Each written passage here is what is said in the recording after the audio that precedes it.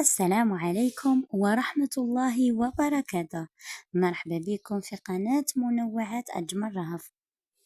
اليوم جبت لكم قصة حقيقية مرعبة، قصة فيها غموض، خوف، ونهاية صادمة. خليكم معي للنهاية لأن التفاصيل راح تدهشكم. نبدأ القصة تاعنا. في حي هادئ جدا كان يعيش الناس في أمان وراحة، لا مشاكل لا أصوات، فقط هدوء تام. في هذا الحي كانت تعيش فتاة اسمها سارة، معروفة بأخلاقها وطيبة قلبها.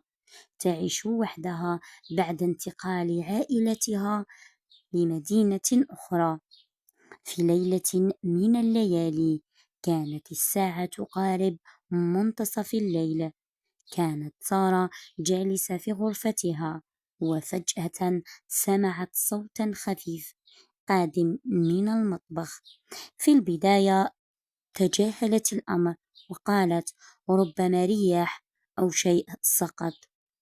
لكن الصوت تكرر مرة أخرى، وكان أقرب هذه المرة. قلبها بدأ يخفق بسرعة، والخوف تسلل إليها.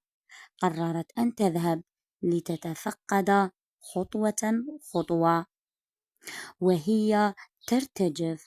وعندما وصلت للمطبخ لم تجد شيئا، لكن قبل أن تعود شعرت بوجود شخص خلفها. استدارت بسرعة لتجد شخصا ملثما يقف أمامها. حاولت الهروب، لكن المكان كان مغلق. وفي لحظات وقعت الجريمة التي صدمت الجميع. في صباح اليوم التالي لاحظ الجيران أن الباب مفتوح.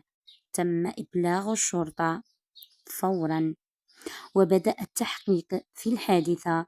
لم تكن هناك آثار كسر أو اقتحام، وهذا ما زاد الغموض. بعد أيام من البحث والتحقيق تم كشف الحقيقة الصادمة.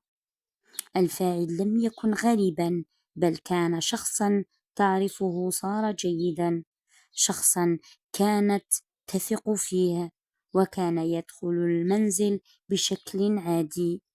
وهنا كانت الصدمة الكبرى. العبرة: ليس كل من تثق به يستحق الثقة، وأحيانا الخطر يكون أقرب مما تتوقع.